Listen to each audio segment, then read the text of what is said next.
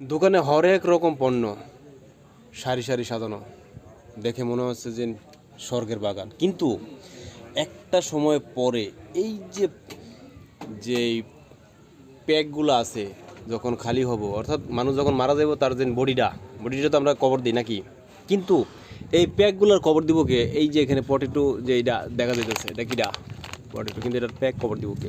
আমরা খাইলাম যে এই চানাচুরটা, এটার প্যাকটা, এটার কবর দেওয়া হয় না, অর্থাৎ রিসাইকেল করা হয় না, যার পরিণতি অতি ভয়ানক। আমরা দেখাইতেছি কোন জায়গায় কি আছে, এই যে দেখা যাইতেছে সব যত পলিথিন পড়ে রয়েছে।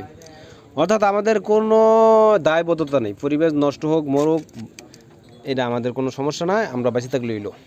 আমাদের প্রজন্ম যে ভবিষ্যতে কী হইব তা আমরা জানি না।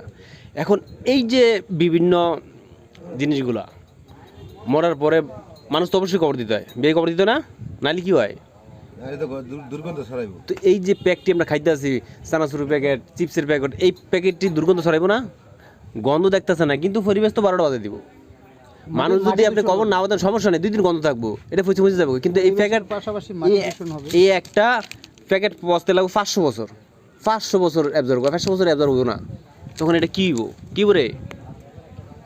আর তুই দায়িত্ব নিজেকে তোর না কইছিস ইয়া রাখতে, ইয়া কি কই জুরি রাখতে, রাখছ কো জুরি? নিচে আছে, এইখানে একটা জুরি রাখবে, এইখানে কো জুরি? এটা না তো, এখানে একটা জুরি রাখবে। এটা খাইলাম, এটা হালাম কইটা কয়টা, এটা হালাম কই, এই যে প্যাকেটটা খাইলাম এটা হালাম কই,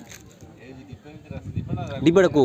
এই যে ভাই হালাই দিছে নিচে, তো নিচে হালাই দিলে আমি তো হালাইতে পারতেছি না, কারণ এটা তো পরিবেশের জন্য মিত্র। পৃথিবীতে কোনো প্রাণী পরিবেশগুলি এত ক্ষতি করে না, একমাত্র মানুষই ক্ষতি করে। পৃথিবী যদি ধ্বংস হয় মানুষের কারণে ধ্বংস হবে, অন্য কোনো প্রাণীর কারণে ধ্বংস হবে না। ওই দেখ কি হয়েছে।